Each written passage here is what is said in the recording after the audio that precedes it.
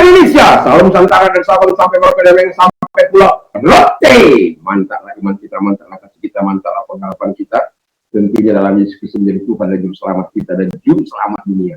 Jangan katakan bahwa Yesus bukan Tuhan, jangan katakan pula bahwa Yesus bukan Juru Selamat. Dia adalah Tuhan, dia adalah Juru Selamat. Kalau kau percaya, kau akan diselamatkan. Kalau kau tidak percaya, kau akan dibinasakan. Yohanes 3 ayat 36. Dan dalam Yohanes 14 ayat yang ke-6, akulah jalan dan kebenaran dan hidup, tiada seorang sampai kepada Allah kalau tidak melalui aku, Yesus.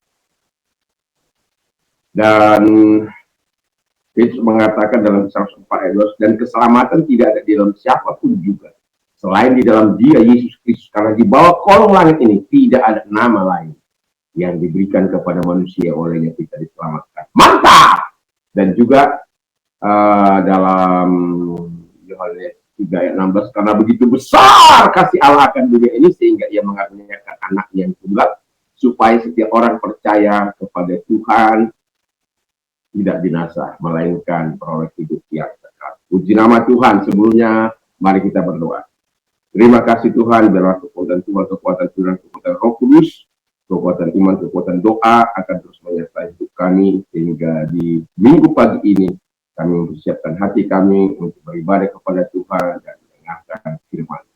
Dan pada saat ini, biarlah sebelum kami berangkat ibadah, Tuhan juga menolong kami untuk mendengarkan firman. Dalam nama Yesus, amin. Saya akan membacakan Filipi 3 ayat yang ke-18 sampai dengan 19. Karena seperti telah kerap kali kukatakan kepadamu dan kunyatakan padamu sekarang sambil menangis, banyak orang yang hidup sebagai seteru salib Kristus. Kesudahan mereka ialah kebinasaan, Tuhan mereka ialah perut mereka, kemuliaan mereka ialah aib mereka, pikiran mereka semata-mata tertuju kepada perkara-perkara dunia. Haleluya, puji Tuhan. Tema kita adalah Ektros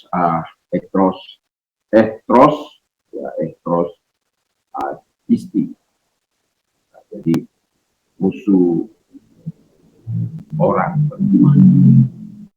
Jadi musuh orang beriman itu, yang pertama dari pembacaan itu kita dapat lihat perbuatan mereka yang tidak benar. Ya, apa itu perbuatan mereka yang tidak benar? Dikatakan bahwa dengan jelas dikatakan mereka hidup menjadi seteru salib Kristus, ya. Terus tu starpon to Kristus. Jadi mereka menjadi seteru salib Kristus. Jadi kalau kita sudah tidak lagi mengakui bahwa salib itu bagi kita sangatlah penting, salib itu bagi kita adalah jalan keselamatan, salib itu adalah jalan dibenarkan, jalan disucikan melalui Yesus Kristus, melalui darahnya yang suci itu. Jadi Paulus mengatakan bahwa ada banyak orang, bukan sedikit, banyak orang ya yang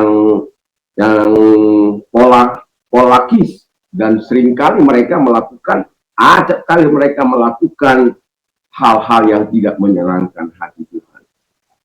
Jadi kalau dikatakan perinatusin itu adalah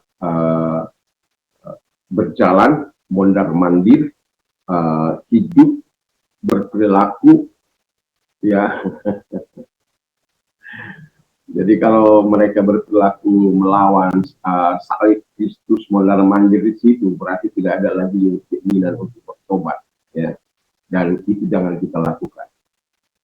Karena kalau kita lakukan, Alkitab katakan bahwa pada akhirnya telos apolia, pada akhirnya kesudahannya ialah kebinasaan. Tentu kita tidak ingin binasa.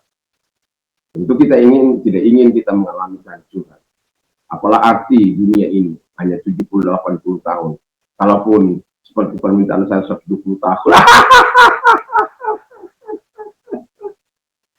Tidak seberapa dengan keabadian yang akan diberikan oleh Tuhan kepada kita, orang-orang yang masuk dalam doksannya atau dalam kemuliaan. Nah, yang kedua kata firman Allah, kesombongan hati, otheos kilia, otheos ikilia, itu Tuhan mereka itu perut. Bayangkan kalau Tuhan menjadi perut. Kalau saya perhatikan di dalam terjemahan itu, kilia itu adalah perut, rahim, nafsu. Perut, kita tahu apa itu perut. Ciak, makan, rahim. Ya, karena Tuhan mereka adalah kilia. Seks menjadi bagian yang mereka agung-agungkan. Rahim, bercerita soal rahim. Kilia itu juga nafsu. Jadi kalau orang mengagung-agungkan nafsunya, itu karena kesombongan. Tidak ada orang yang rendah hati itu mengagung-agungkan itu. Yang diagungkan pastilah Tuhannya. Dan Tuhannya dikatakan adalah perutnya. Cuma dikatakan di situ cuma satu kata yang disebutkan, yaitu perut. Tapi kalau kita perut kilia, itu adalah juga rahim, adalah juga nafsu. Kita tahu banyak orang jatuh dalam dosa seks karena nafsu yang tidak tertahan. Makanya Tuhan memberikan kita engratia. 9 buah roh, salah satu itu engratia, di mana ada pengendalian diri di dalam kehidupan orang percaya. Dan kita tidak akan mungkin yang memiliki pengendalian diri menjadikan perut kita menjadi Tuhan kita. Tidak akan mungkin itu. Dan itu akan memalukan kita sendiri. Dan orang-orang yang kerjanya hanya makan, berpikir makan, minum, tentang harta dunia ini, itu karena orang-orang yang sombong. Kita harus seimbangkan antara yang rohani dan yang jasmani. Sehingga apabila Tuhan memanggil kita, Tuhan akan menolong kita untuk masuk dalam keabadian. Dan yang ketiga kata firman Allah adalah motivasi yang salah. Wah, ini penting ini. Ya, motivasi salah itu tidak berkenan di hadapan Tuhan. Dan Alkitab katakan idoksan in enti es hini, ya, idoksan enti es hini, kemuliaan, ya, es hini itu adalah hal-hal yang memalukan. Jadi kemuliaan mereka adalah hal-hal yang memalukan, ya, seperti seks yang tukar-menukar pasangan, nafsu, hawa nafsu, nafsu daging, estapora itu termasuk di situ. Makanya orang-orang yang melakukan nafsu daging itu, dan Alkitab katakan salah satu dari buah-buah daging itu tidak akan, kalau satu saja kita lakukan, itu tidak akan masuk dalam kerajaan surga. Dan itu sebabnya kemuliaan Allah digantikan mereka dengan kemuliaan manusia. Kemuliaan Allah digantikan mereka dengan apa yang tidak berguna. Kemuliaan Allah yang begitu agung, kita tahu itu apa? Doksan. Doksan itu saya mau katakan dulu kepada kita. Doksan itu adalah kemuliaan, kemegahan Allah, cahaya Allah, hadirat Allah, surga Allah. Ya, haleluya. Jadi tentu kita kalau kita memiliki motivasi yang salah, kita tidak akan sampai ke sana, ke surganya Allah. Karena kita musuhnya Allah. Estrosnya Allah atau estrahnya Allah.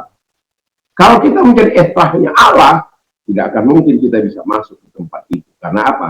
Kita menjadi musuh Allah. Dan yang kemudian bagian yang kedua dikatakan dalam motivasi yang salah ini, ta epigia prolundes, berpikir secara duniawi.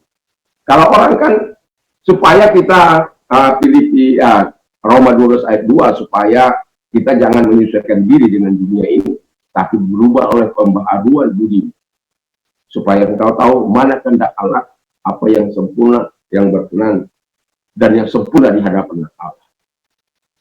Jadi Kalau kita sampai epigia korundes, kita berpikir tentang hal-hal dunia ini saja, itu motivasi kita salah. Kita harus berpikir tentang kerajaan surga. Kita harus berpikir tentang hal-hal yang baik dari Allah di dalam kehidupan kita. Supaya apa? Kita bisa menikmati yang terbaik. Dan mari kita lakukan musuh-musuh orang beriman ini di dalam kehidupan kita, yaitu perbuatan yang tidak benar, kesombongan hati, dan motivasi yang salah. Luruskan di hadapan Tuhan, supaya hati kita diluruskan, supaya kita tidak sombong, dan perbuatan kita tidak melakukan apa yang menjadi kejahatan. Kita luruskan, supaya kita sesuai dengan salib Kristus, dan motivasi kita yang salah dihancurkan, supaya apa? Kita menikmati yang terbaik dengan Tuhan. Puji nama Tuhan. Doa dan harapan saya di pagi ini, kita tetap adalah orang-orang yang menjauhi segala hal-hal yang bertentangan dengan kehendak Allah. Mari kita berdoa. Terima kasih Tuhan, saya percaya kami adalah kekasih-kekasih, bukan musuh di dalam dunia ini. Karena kami adalah hamba. Terima kasih. Dan kalau engkau sakit apapun, saya mau katakan dalam nama Yesus, sebutkan ketika engkau meminta pertolongan daripada Tuhan. Tuhan belum menjamah, nyatakan oleh bilur-bilurnya aku telah sembuh, oleh kuasanya aku telah sembuh, oleh firman-Nya aku telah sembuh. Kadangkala harus melalui proses. Saya juga menikmati prosesnya. Dan tetapi yang saya tahu bahwa saya tidak perlu mengeluarkan uang untuk membeli obat atau pergi ke dokter, karena Tuhan sanggup memulihkan apapun sakit penyakit. Bahkan di ujung maut sekalipun, saya berkata bahwa Tuhan itu tadi di atas segala, dan Tuhan membuktikan. Dan kalau engkau sedang sakit apapun, saya tidak peduli apapun sakit penyakit, tapi yang saya lihat bahwa Tuhan tetap setia, bahwa Dia adalah Allah yang tetap tidak pernah berubah dulu, sekarang sampai selama-lamanya. Dia mampu ini. Kalau engkau yang memerlukan uluran tangan Tuhan, datang kepada Dia. Mari arahkan tanganmu kepada Tuhan, kita berdoa. Tuhan, lihat tangan-tangan yang diarahkan kepada mereka, memohon pertolongan dari Tuhan. Datang kepada mereka karena engkau tidak menolak jarak keluar maupun waktu. Di dalam nama Yesus, segala sakit penyakit yang mereka derita keluar, dan oleh bilur Yesus engkau sembuh, kuasanya engkau sembuh. Dan kalau engkau sedang mengalami masalah dalam hidupmu, arahkan tanganmu kepada Tuhan, mari kita berdoa. Tuhan, setiap kali kami memiliki masalah, engkau akan datang kepada aku yang menyelesaikan, aku yang memberikan solusi, dan kami datang kepadamu. Lihat tangan-tangan yang diarahkan kepadamu. Dalam nama Yesus, mari engkau datang kepada setiap kami dan menolong setiap masalah kami yang ada, Tuhan Bapa Surga, sehingga kami memberikan tetap yang terbaik kepada Tuhan. Di dalam nama Tuhan Yesus, kami memuliakan engkau, karena engkau yang berkata, aku akan menolong dan engkau akan memuliakan. Dan kami percaya itu dalam nama Yesus. Amin. Selamat pagi, selamat beribadah kepada Tuhan Yesus Kristus. Kiranya Tuhan terus menolong kita untuk menjadi sahabat Tuhan, bukan menjadi musuh. Haleluya. Mantap, mantap, mantap.